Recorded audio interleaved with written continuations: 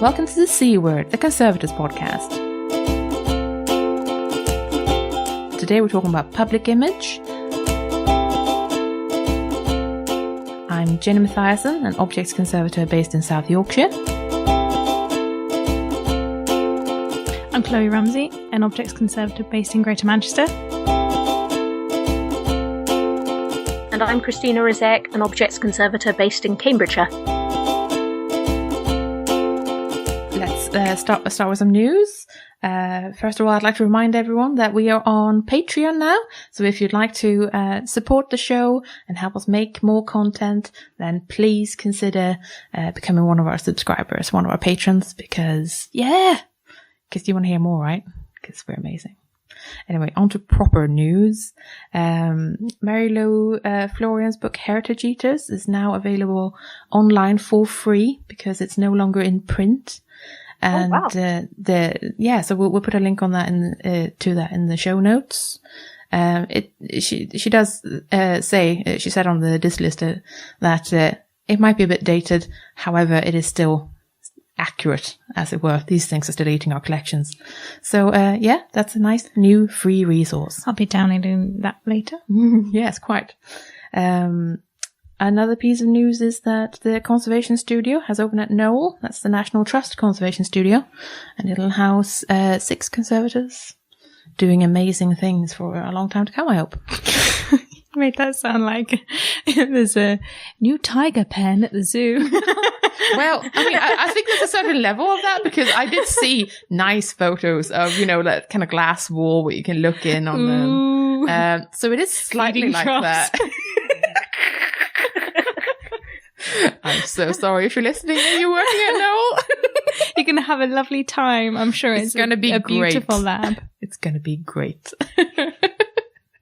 We're planning an episode on social media and conservators, and we've got a survey out. You may have already seen us tweet about it, and we put links on Facebook, but here we are shouting about it again. We have a survey out. We'd love to know how conservators use social media.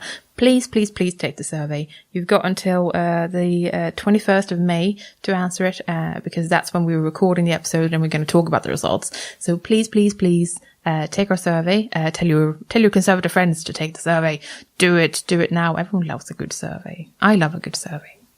Geek. I am. Such a total geek. Anyway, please take the survey, and we'll pop the link in the show notes. And check out our Twitter account or our Facebook page, and you will also find the link to it. Please go and do it. Thank you. So anyway, that's probably all the news that I had.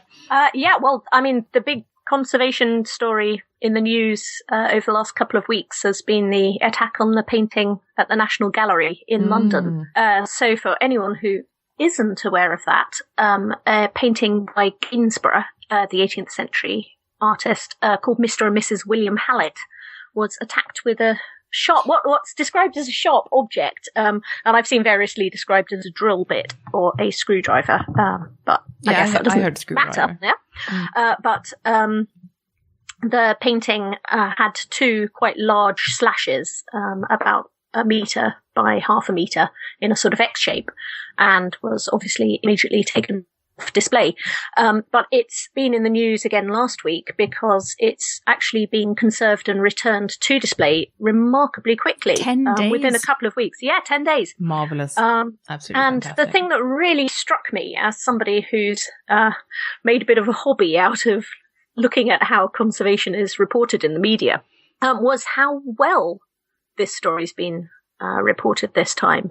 So Larry Keith, who's the head of conservation at the National Gallery, has actually been directly quoted in several of the reports about the restoration of the painting, which is quite a new thing. In my experience, they tend to talk to the curators about how the conservation's gone, which is obviously not the most direct way of finding out about these things.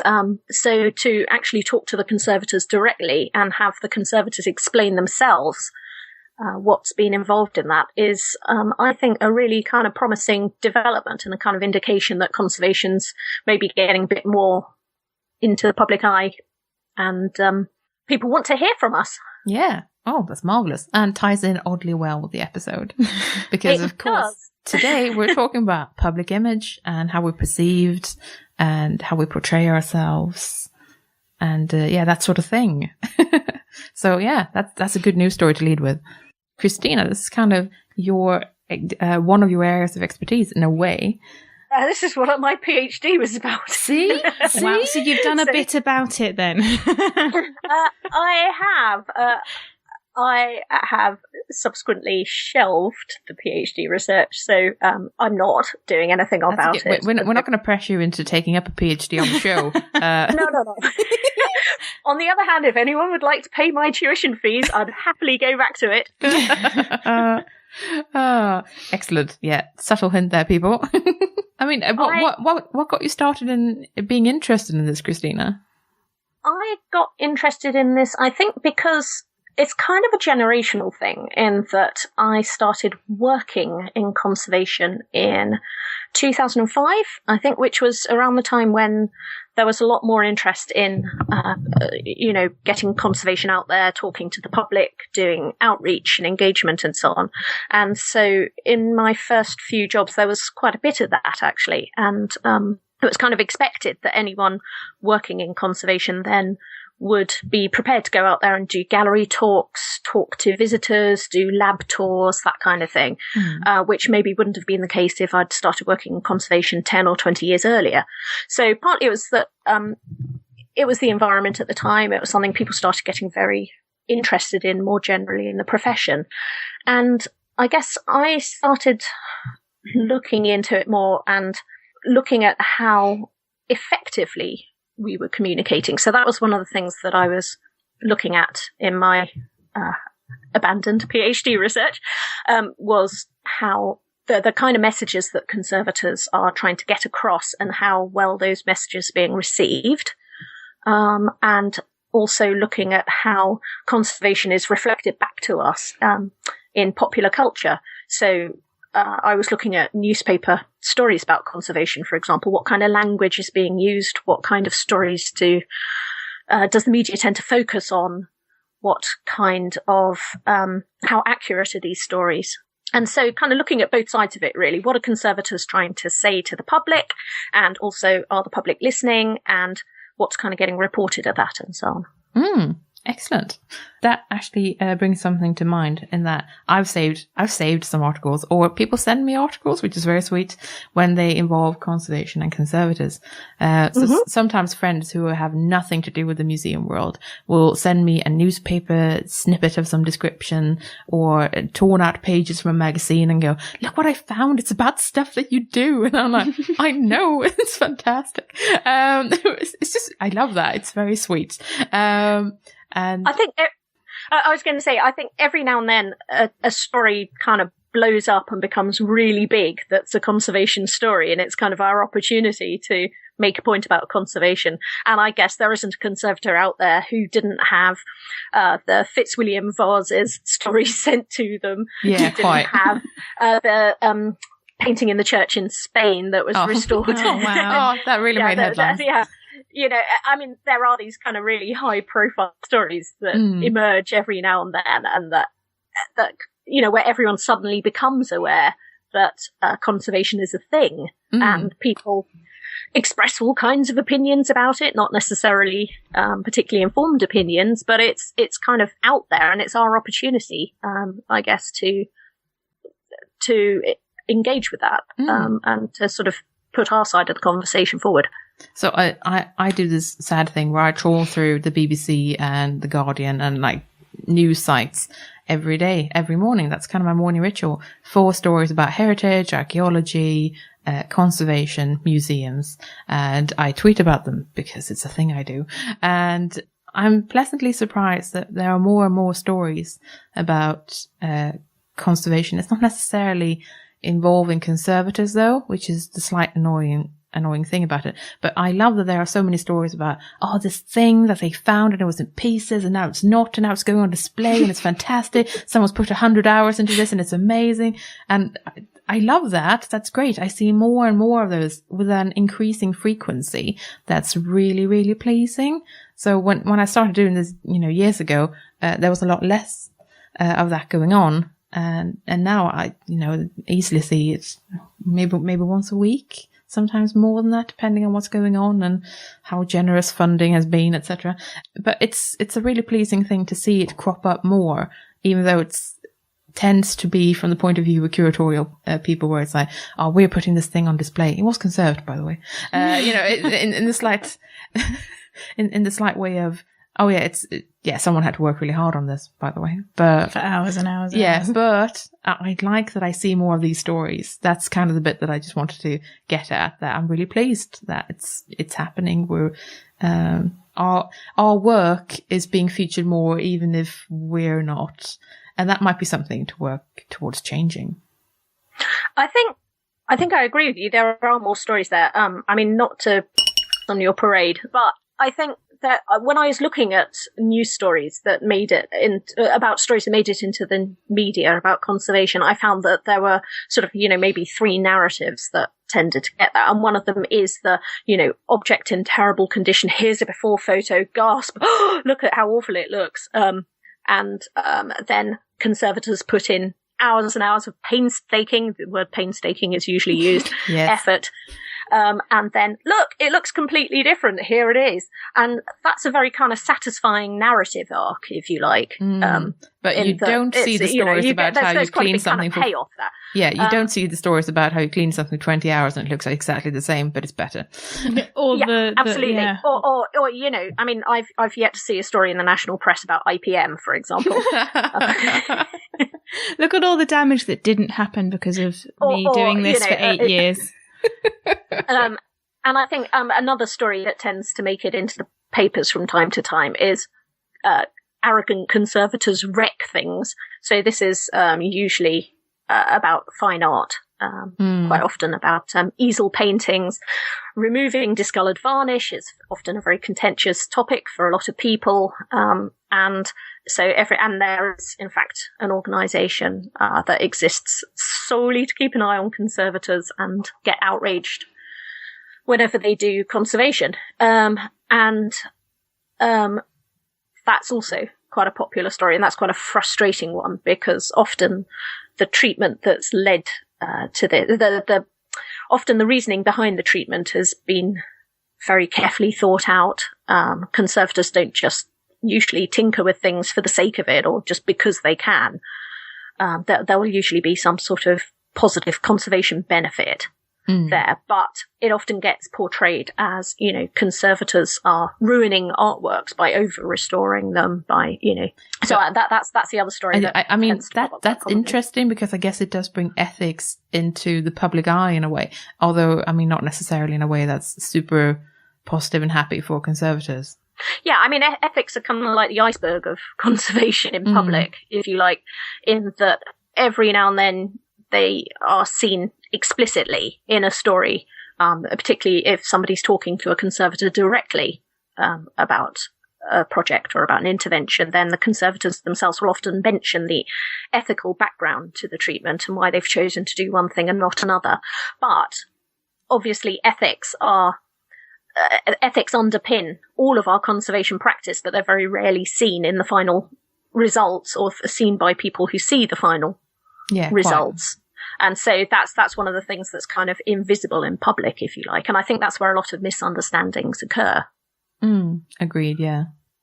So I suppose it's difficult on both sides, isn't it? Because you've either got people are outraged because something has been over-restored, and people are sort of scathing because, oh, look at the state of this. Yeah. Oh, look, this looks dreadful. And somebody says that they've spent 10 hours doing it, et cetera, et cetera. And it's sort of, where does the judgment come in of, well, we couldn't do this because ethics, and we did this because ethics. In some sense, you can't win. I worked on a gallery project, an antiquities gallery, and we were pretty minimal, I would say, in how far we restored things, although we did a lot of supportive conservation work. And we were very fortunate to have a number of objects that just were in very good condition, even though they were 2,500 years old. And one of the first comments we had in the visitors book was along the lines of, "Nice gallery, shame there are so many modern fakes on display." And And that was just from someone who couldn't believe that these were real objects. And I'm not quite sure whether they thought they were replicas or whether they thought they were objects that we'd massively over-restored. That's not an uncommon piece of feedback, actually. Really? Who writes that? No, but right. So I worked in a similar setting for a while, and I spent a lot of time in the exhibition space, not as front of house staff or anything, but more because I did a lot of the tour aspects and that sort of thing, or followed along as someone extra to help and support, or if there were indeed any conservation questions. But often people did not believe that what they were seeing were the real thing. This was especially common for Egyptian objects where the colors are still very vivid and it's very pretty to look at, and people immediately kind of go, it's not old, is it though? Bloody well is. It's really old. But there's this aspect of maybe they expect an old object to not look as intensely bright and colourful, for example. Yeah, I suppose people have their preconceptions of the kind of aging or damage with deterioration, what it looks like. Yeah, what happens when things are old, and I suppose fading, general colour change. It gets dusty. But then at the same time, you would probably get the opposite complaint if you put a lot of really faded objects on display, because then they go, "I don't know, looks a bit knackered, doesn't it?" So I mean, yeah, at the same time, you're back to square one, where you're damned if you do and you're damned if you don't. But it's not an uncommon piece of feedback that people might not actually believe that what they're seeing is real because it looks too nice. And that might even be without conservation interference, because often Egyptian objects can look marvelous, even without us particularly doing anything to it, you know. So, actually, back on the topic of articles and how we were portrayed in the media, I've got two examples of articles with me. One is from the Historic Scotland magazine type thing that goes out to all the membership, and that's one that one of my friends sent me at some point. This one's actually from 2014, so it's not the freshest thing, but it's an article where someone goes and has a bit of a go at being a conservator, and that's not what it sounds like. I mean, he goes and visits conservators and they invite him to partake in some of the things that we do, just to show the range of different things that conservators do and the different skill sets needed. And I thought, it's actually a really nice and interesting article. It's obviously written aimed at general public, but or who already have an interest in heritage to some degree, because they're members of Historic Scotland. So it's general public, but, you know, with this kind of safe reassurance that you already care about this, so you're clearly going to be interested in this. But it's written in a very lovely way, and I like that it's engaging and actually really respectful, well-written piece about the weird challenges that we face, and like the stuff that we have to think about before we actually, you know, start steam cleaning something, for example. You know, like it's very good at this kind of a soft approach thing of, and before we did any of this, we had to consider this, and obviously I was supervised the entire time, so it's not like I was being a cowboy conservator or anything. So it's a really nice piece. I'll link to it in the show notes.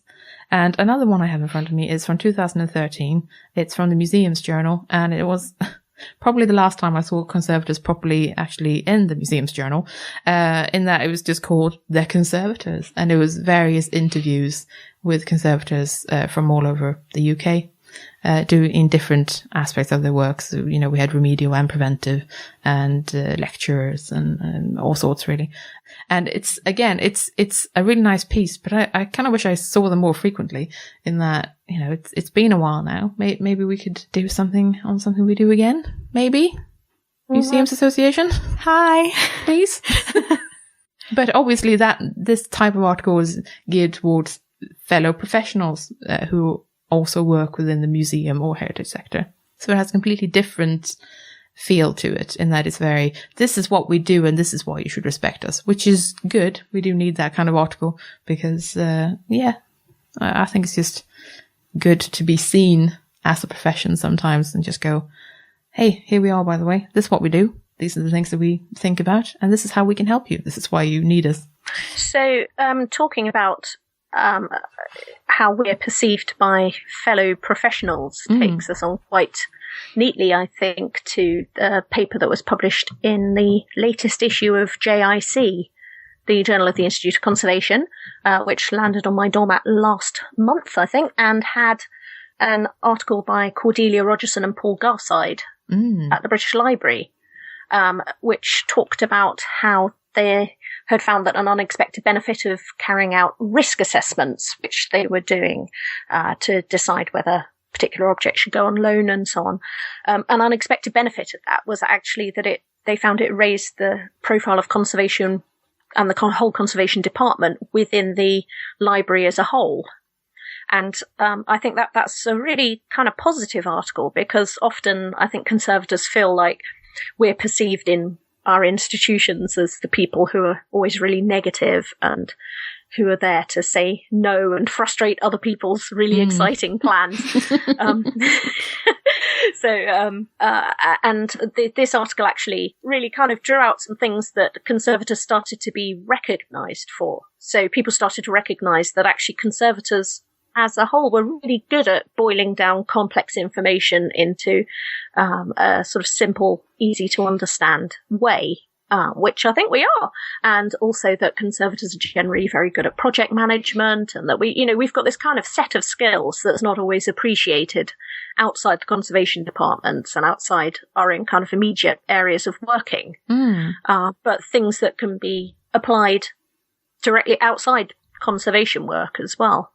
So I thought that was a kind of positive thing, because one of the really big issues actually is that conservators tend to be very underrepresented in senior management in institutions. So very few conservators will go on to be heads of institutions, heads of museums, heads of whatever. It seems that there's a kind of glass ceiling here. And I think that's partly because conservators are perceived to have this very kind of specific skill set. And the other things that we bring aren't necessarily recognised. That's probably true. Although I would also, I want to say it's called the Peter Principle, where is kind of a business speak thing, where you don't want to end up in a situation where someone gets promoted and promoted until they can't do their job, for example. So it's I think it's just you get promoted to your level of incompetence, doesn't it? Yes, exactly. And that's my slight worry, because I love that there's this thing that now that Icon does, which is it's trying to encourage people who are at retirement age as conservators to go into more management positions so that they can become leaders. And I think that is a lovely thought, but I do hope that the thought with it is to give them actual training and only enable the people who are actually leadership material, because not everyone is. You can't automatically think that everyone who has been a brilliant conservator for 40 or 50 years will also automatically be an amazing manager, because they might be with a lot of training and guidance, but not everyone is. And that's possibly one of my worries, where it's like, let's not automatically think that that's A, what everyone wants, and B, that everyone is able to. Sure, but I would say at the moment that leadership positions in these institutions tend to be taken by people who've come up through the curatorial side, so. And they're not automatically better managers. No, God, no. Not at all in my experience. So I suppose what I'm saying is that actually we need to be talking to our peers as well, not just talking to the public about what conservators do, but kind of making people more aware within institutions and colleagues and so on, so that there's quite a bit of profile raising to be done there as well. Yeah, I wonder if the white coat and gloves thing is alienating or endearing to people. Do people like to see us as we're this is fancy scientists, or do they want us to be kind of relaxed and chill? Is interesting. So one thing that I had to do when I started my job was I had to do some promotional photo shoots. Wow. Which is about as embarrassing as you might imagine they are. So I had to pose in the galleries, either in what I would call civilian clothing, or we also tried with apron, because some people quite like the apron look, and also with lab coat, and obviously gloves with all of these, right? With and without gloves, with and without gloves, with and without gloves. There was a lot of changing. But it's really interesting that people do find the white coat a bit scary. It's a bit scary. It's a bit frightening. You know, we kind of trialed this on a couple of people, like, which one do you prefer? And the white coat, slightly off-putting. Although some people do say that, it does look professional though. It looks like you do a job that nobody else can do. And that means that people are more willing to pay you, which is a really interesting kind of comment to get. Yeah, like, that's really you interesting. look expensive. Do I? Great. So many people will pay me. Ask Jenny, what were you doing in these photos? Actually, these were all kind of meet the conservator. This is the conservator. So actually, I was very much just kind of standing, looking friendly next to cases and that sort of thing. So it wasn't me holding objects or examining objects. Sure. Okay. This was just kind of a kind of profile picture, more like it. Is because I, as part of a presentation I did at the Icon PF13 conference, I showed the results of a Google image search for conservator. Oh, yes. Which I did at the time, just to kind of show people what kind of images come up if you search for conservator. Mm-hmm. And at the time, they were remarkably uniform, I would say. Oh, tell me more. They were almost always women. Mm-hmm. They were usually sitting at a workbench in a lab, wearing a white coat, wearing gloves, like you said, doing something. And it was very striking to me at the time how often the conservators were showed with their backs to the camera. And the real focus was on the object rather than on the person actually conserving the object. And while you've been talking, I've actually just done a similar search. And I would say this time we've got a couple of men, which is a nice change. Mostly women still, but a couple of men. Mm-hmm. Usually people peering down microscopes or, under task lights or doing things. I've taken photos but of that. People are kind of seem to be more generally to the fore here. And I wonder if this kind of perception is changing slowly as we start to kind of come out of the woodwork more, and as more conservators are using social media to talk about their work and show people what it's like working behind the scenes and the kind of things that people do and so on. So I need to go back and kind of compare the two lots of search results. But I think it would be a very interesting thing to do periodically every 5 years. I agree. This also brings to mind something that someone brought to my attention, name dropping, Jane Henderson. She'd actually mentioned your paper at one point, and she said there was an interesting thing that if you typed in the same thing but added Wales at the end, you would get very different results. Similarly, if you type in Scotland at the end, you would get very different demographic kind of slice, which I absolutely loved. I love that piece of information, that it can be really different depending on the regional kind of area. It's great. So one of the difficulties I had with my PhD research, because I was trying to look at how conservation is talked about in the public sphere, if you like, in the media, I was looking at news stories and so on, was actually finding a comprehensive corpus, so to speak, of all the news stories that there were about conservation. And it's actually a remarkably hard thing to do. One of the things that we suffer from as a profession, I would say, is our lack of a distinctive, unique vocabulary. So even conservation itself is primarily used to talk about conservation in the natural world. Oh, yes.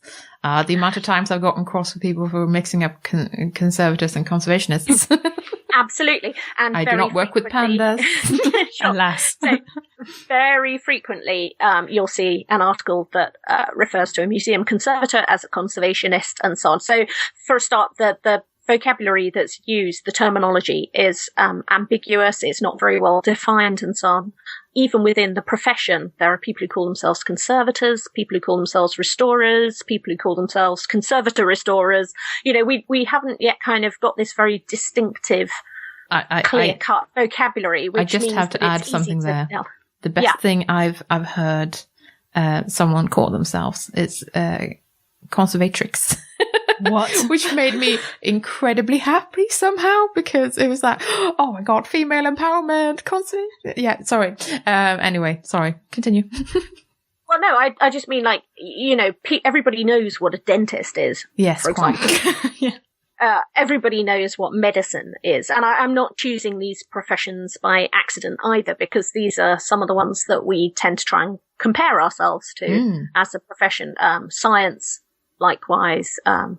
These professions where people, they tend to have a very clear public image, not necessarily always a very accurate one, but at least people know, broadly speaking, what doctors are, who they are, what they do, that kind of thing. And I think that this is one of the problems for us as a profession, is that conservation is itself quite a vague term and is used in other ways. Even conservator is used in the United States to mean a kind of legal guardian. Interesting as well. Really? Conservator in Sweden can mean both conservator, like we are, and also a taxidermist. So people often, if I go home, people often go, "Oh, why would you work with dead animals?" And I'm like, "Oh, I do, but not in the way you think I do." Yeah, I mean, in some other languages as well, directly translated, it would mean something more akin to a curator. So I don't know what the answer is here. Whether we need a completely different term, whether we all need to be, I don't know. But I think this is one of the barriers we face with our kind of public image. Agreed. Now, maybe as a kind of final piece, we can have a really brief little talk about conservators in fiction and pop culture.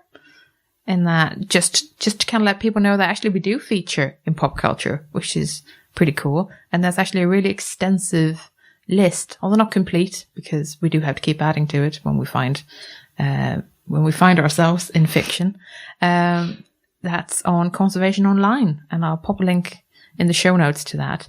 That includes books, films, TV appearances, that sort of thing. It is a list of where, not necessarily conservators as such, but also where conservation is mentioned, or the techniques that we use in conservation get brought up, or where there's a recognition that restoration and conservation exist. But it's a broad enough label that I quite enjoy it, actually. It's a good list. I've read a few of the books on the list, and yeah. There's also a really amusing series of blog entries on the AIC blog by Rebecca Rushfield. And they are basically like little mini reviews of some of these books, for example, which is quite entertaining reading if anyone would like to have a go. I think possibly the first time I kind of really came to consider conservation as a profession was actually when I was about 17 or 18, and I read the Julian Barnes novel, Talking It Over, for the first time. And one of the characters in this novel, Gillian, is a paintings conservator in private practice. And I quite liked it because there's the usual sort of description of her work where you can see that the author's kind of taken the time to talk to a couple of conservators and find out what they do, and then they kind of drop in a few technical. Yeah. There's a bit about using saliva on cotton swabs to clean paintings and so on, and that kind of thing. So, yeah. But I think the thing I liked about it was that her private life in this novel is utterly chaotic, but her working life is shown as very sort of serene and civilized, in direct contrast. And I'm just looking at a bit from the book. And it says, I was sitting in front of my easel at about 9:15, doing some preliminary tests on a little panel picture of a city church. Radio 3 in the background was churning out something by one of those Bachs who weren't Bach. And I thought, yeah, that's the kind of lifestyle I want,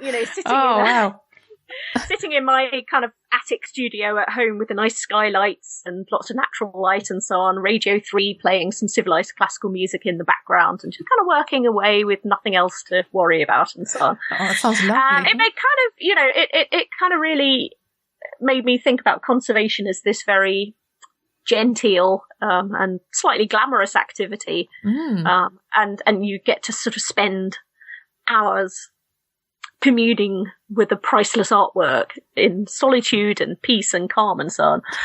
And then, of course, I kind of forgot about it, did other things and so on, and then trained as a conservator.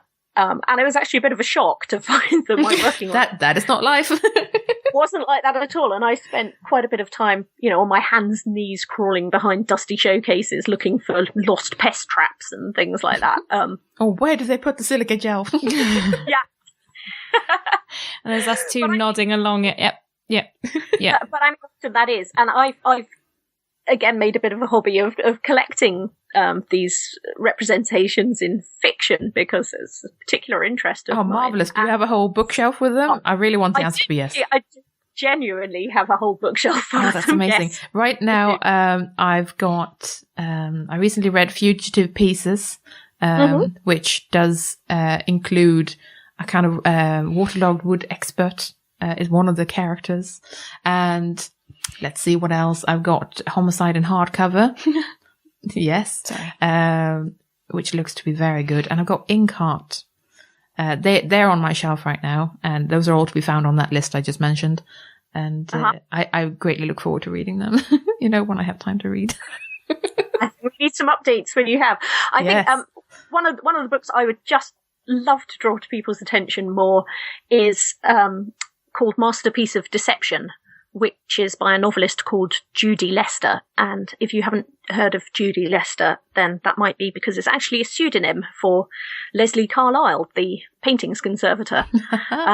And it is one of only 2 novels that I know of that have been written by conservators. But do write in and let us know if you know of more. Please do. The other is by Miriam Clavier, who's, as you probably know, a conservator, specialised a lot in ethnographic material. And it's set in a museum of anthropology in Canada, so possibly quite close to home.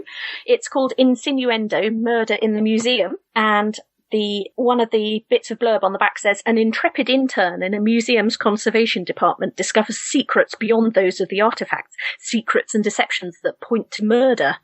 So, wow. Yes.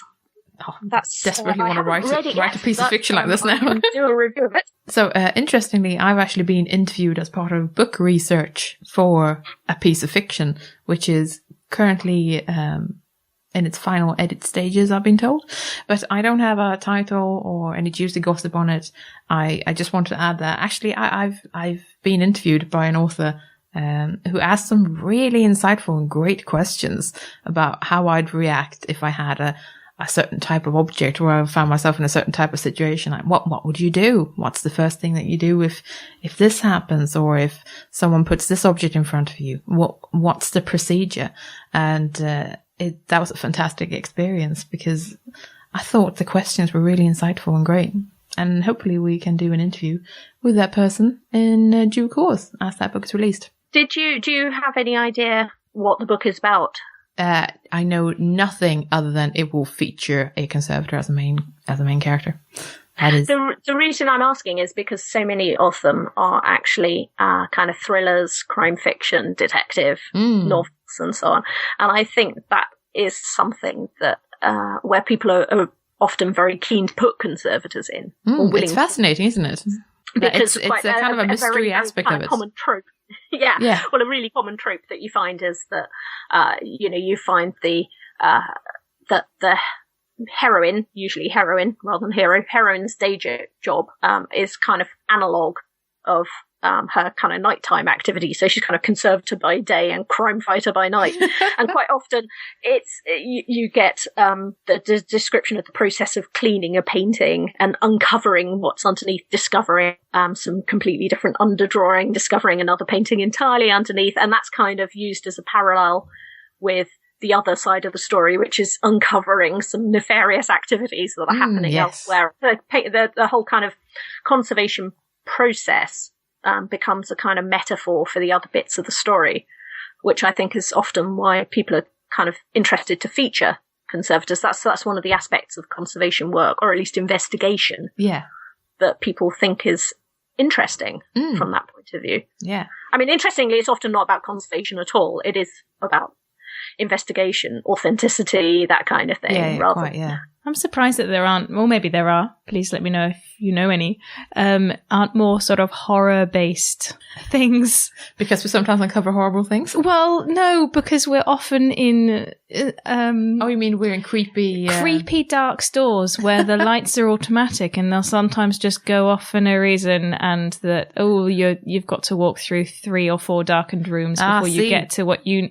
I think this is where we need conservators to write them, because they've been in the creepy situation. Yes. And nobody else thinks that's happening, because other people think, no, clearly stores, the lights are on all the time, for example. Yeah, see, in my museum, in the basement, there is a huge well that is covered, but occasionally people have to drain off water into, so they uncover it. Creepy. So why has nobody thought to do really creepy monster / ghost based horror? Oh, I love it. So I did come across one story that you have. I think was the love story with vampires. Oh my god. And conservators. And I can't remember what it's called, and I haven't read it, but yeah, I haven't come across any horror, Kloe. That's an interesting one. I always want to do short films. That's clear. I always want to do short films of you're writing something, your paper is blown away down to this dark stairwell and you're all on your own, because obviously no one has lone working policy anymore. And yeah, I'd like to do that. I think I'd rather leave it to someone else though. So if anyone's listening and they're a filmmaker, Kloe has some ideas for you. I think the last time I saw a conservator in a film was Ghostbusters 2, so we could do with a bit of updating. Anyway, should we move on to a review? Christina, you've reviewed something for us. I'm reviewing The Public Face of Conservation, a collection of papers presented at the conference Playing to the Galleries and Engaging New Audiences, which was held in Williamsburg, Virginia in 2011. I actually reviewed this book for Icon News in 2014. You can find it in issue 52, page 23 if you're interested. But I thought it would be interesting to revisit the book for this podcast, especially as it ties in so well with the theme of this episode. In my first review, I described this book as the most comprehensive collection of papers on this subject to appear to date. This is still the case. In the 4 years since it was published, no other publication about conservation outreach comes close to matching the size and scope of this book. It contains 38 presentations from the Williamsburg Conference, as well as a discussion from both that conference and from a session on conservation exhibits during the American Institute for Conservation's 2012 annual meeting. That's a lot of stuff, and the book is bursting with good ideas and really interesting-looking projects. Far too many, in fact, to review individually, so I'm just going to pick out a few of my favourite papers for discussion now. Emily Williams's foreword notes that the conference sought papers and poster submissions that focused on communicating conservation within a museum context, specifically those that focused on educational initiatives linking students to the arts, sciences and social sciences through conservation, projects involving volunteers and the public in museum-led conservation efforts, and strategies for engaging local communities in the preservation of cultural heritage. These priorities are reflected in the organisation of the book into 5 sections. The first section, called simply The Public Face of Conservation, brings together papers that discuss the subject more broadly or that put it into some sort of theoretical context. Mary Brooks's paper, Culture and Anarchy, Considering Conservation, tries to unpick various tensions in conservation, a discrepancy between our self-image and our public image, the poor perception and understanding of conservation within institutions, and a lack of communication between professionals. As she notes, conservation cannot afford to model itself as a self-evidently valuable activity that needs no justification. We need to demonstrate our role in preserving culturally significant artefacts and bringing the knowledge obtained through that process into the public domain. Brooks concludes that conservation needs active advocacy and engagement if conservators are not to remain underpaid, invisible and unappreciated. Also in this section of the book are papers looking back on decades of conservation outreach programmes at Winterthur in Delaware and at the Liverpool Conservation Centre in the UK. If nothing else, these show just how long conservators have been engaging with the public, somewhat frustrating given our reputation for hiding behind closed lab doors. I was particularly interested in the last paper in this section, which described a large-scale literature search for publications about conservation outreach. The author, Maria Grammaticou, produces a typology for conservation outreach, including permanent and temporary conservation exhibitions, conservation in public, and community involvement through Indigenous communities, volunteers, and education initiatives. As Grammaticou notes, there's a lack of quantifiable data in the evaluation of outreach initiatives, so it's difficult to determine what the benefits and drawbacks of different types of engagement are. Still, I found this project interesting, and I'd love to see her results in more detail. The second section of the book, Technical Art History, Technology and Outreach, focuses on the presentation of scientific and technical information. The first paper, by Lisa Young and Mark Avino, describes how the Smithsonian's National Air and Space Museum used X-radiographs of their spacesuit collection to promote preservation. There are some amazing images in this paper, including X-radiographs of an Apollo 14 spacesuit and a lunar boot. But they're not just cool pictures, they also show the complex construction of a spacesuit, as well as its fragility and hidden deterioration. Recognising this, the NASM Conservators used these X-radiographs as the basis for an innovative travelling exhibition about the evolution of the spacesuit, an exhibition which doesn't actually include a real spacesuit. Instead, the X-radiographs and other photographs provide a way to talk about the preservation of fragile modern materials, a conversation that was continued on the exhibition's Facebook page. As the authors note, while this page was intended for making announcements about the travelling show and updating the public and its fans about exhibit-related information, the page has turned into much more. It has evolved into a forum where anyone can ask questions about the conservation of spacesuits. It provides an opportunity for the public to converse with experts in the field and to distribute more photographs, articles, diagrams and conservation information to a much wider audience. I thought that this exhibition showed a really imaginative solution to a common conservation problem: what to do when your objects are really popular but they're just too fragile to tour. However, success sometimes comes at a price. As the authors note, ironically, despite the success of these outreach efforts, the attention generated by the exhibit has seen a spike in the number of requests to borrow spacesuits from NASM. There were two other papers that stood out for me in this section.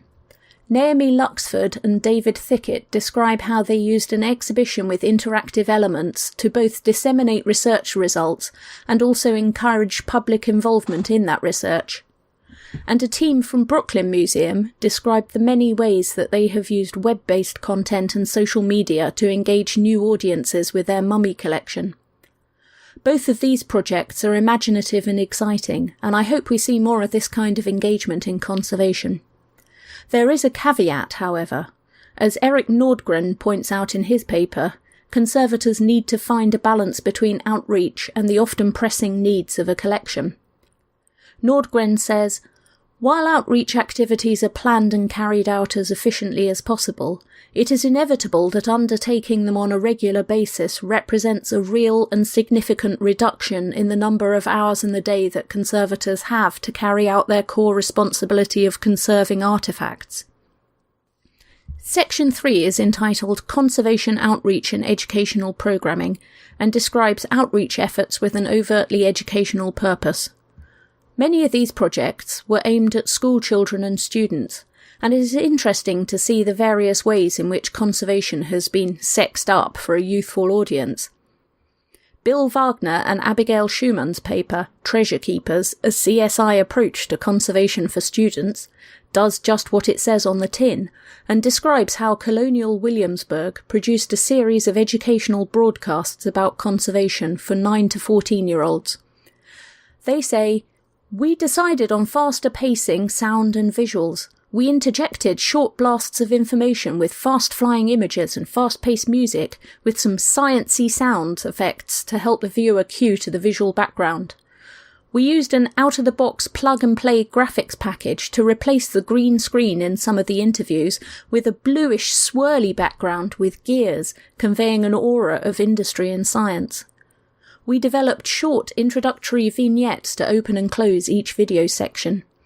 The vignettes paralleled the investigative work of the Conservators with a crime scene investigation, piggybacking on the popularity of forensic-based crime shows like CSI and Bones.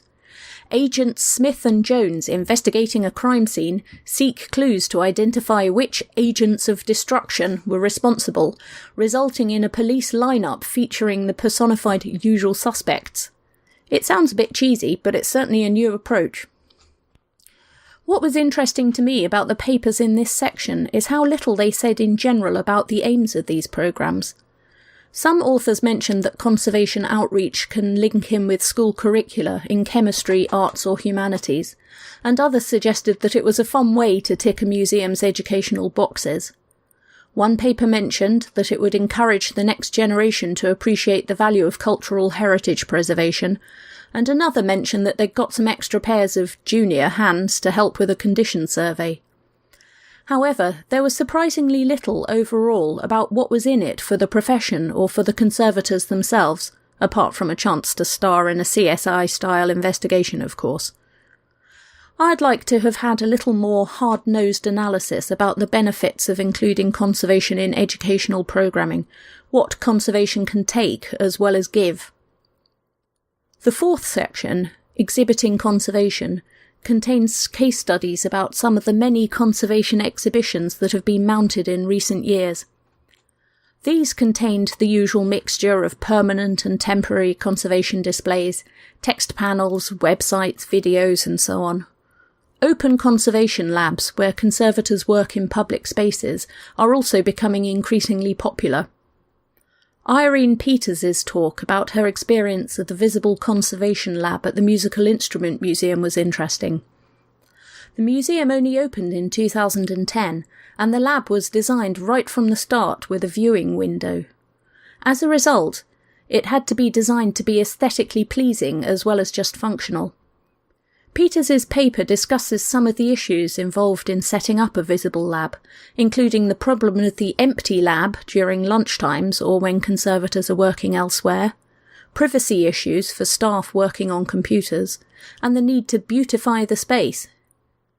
Similar ground is covered by papers from the Walters Art Museum and the People's History Museum about their own viewing windows. The last section of papers is about conservation outreach and community involvement. The projects here are varied and include a scheme in Jamaica to train local residents in architectural preservation, community archaeological conservation projects in London, the development of conservation materials for a Native American tribal museum, and other projects training volunteers and community stakeholders to preserve their own heritage. After the papers, there is also a section of discussions from the AIC and Williamsburg conferences. I found this both useful and interesting, and I wish that more conference proceedings included the discussion sessions, although I do appreciate the efforts involved in recording and transcribing them. The book itself is very high quality, nicely bound and printed in full colour throughout. The A4 format means that images can be reproduced at a reasonable size. This was really useful, as many of the images contained fine detail from exhibitions or outreach materials that would have been lost otherwise. In short, this is an excellent publication. It is understandably a little short on more reflective or theoretical content, but as a guide to the many imaginative and innovative ways that conservators have engaged the public with their work, it can't be beaten.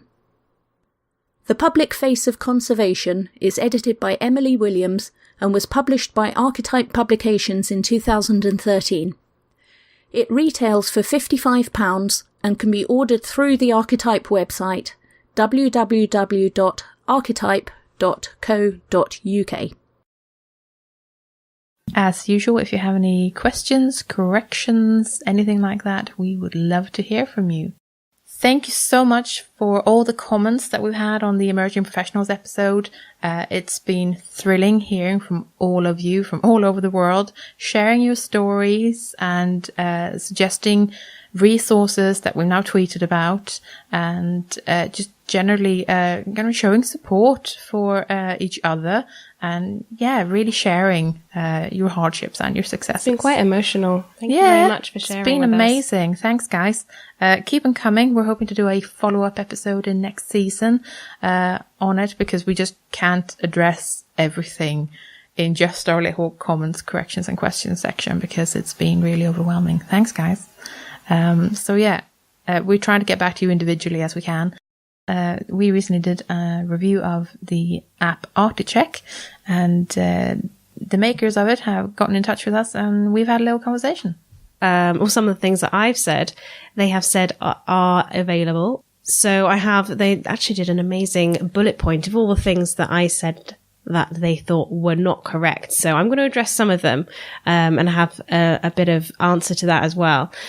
So firstly, for shareability with other people, you can, it seems, share with non-Articheck users. So you can share information by having guests to your account, and a desktop client for laptop computer users, but only for viewing information reports. They do have to be Apple users though, so you still have to have that. There's still that limitation there. The web portal allows you to retrieve text and photos. The photos are saved onto your Apple device when you take them in your normal gallery, and you can export your text there to add the information onto your database. You'd have to do that all separately though, so it would be very time consuming. So basically you need both app and desktop program in tandem. Basically. In tandem on an Apple system. Yeah, okay. Gotcha. So there's that limitation there, but the main interesting point was the most important thing I think as well is the data ownership ? They do have 128-bit encryption and bank level security on their information. They don't own any of the information stored with them, and they have full transparency of ability to delete and leave Articheck and et cetera, cool. et cetera. All outlined in their terms and conditions, which are vast, and I do not feel guilty about not noticing this. I do feel a bit guilty for not noticing small individual bits of information, but this did open up a very nice comment from them that said that they genuinely really appreciated the comments that we had, because it encourages them to improve their communication online of product features.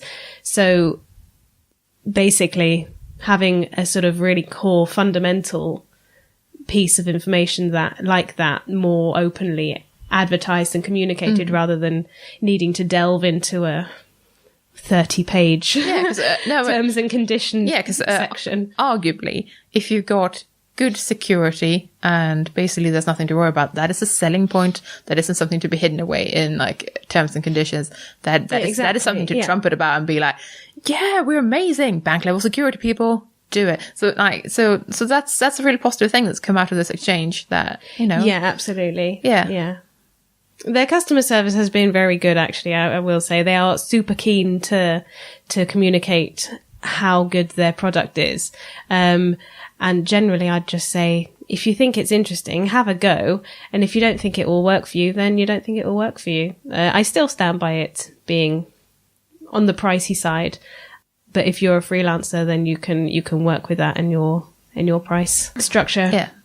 Cool. Excellent. Okay. That was everything we had to update you on from the Articheck review. Thanks very much for listening. And again, if you have any questions, any comments, any corrections, let us know. Patreon shout out. Thanks to Amy and Frankie, who are our first patrons. Thanks, guys. Yeah. If you'd also like to join us on Patreon, please do. We give you exclusive bonus materials and peeks behind the scenes and all sorts of good stuff. You should totally join us, please. There's a link in the show notes as usual. Thanks very much.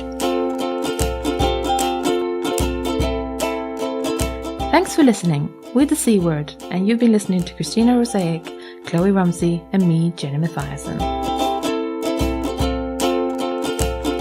You can check out our website at thecword.show, tweet us at thecwordpodcast, or simply email us at thecwordpodcast@gmail.com. The intro and outro music is Spring by Didi Missick, used under a Creative Commons Attribution License. This has been a Wooden Dice production.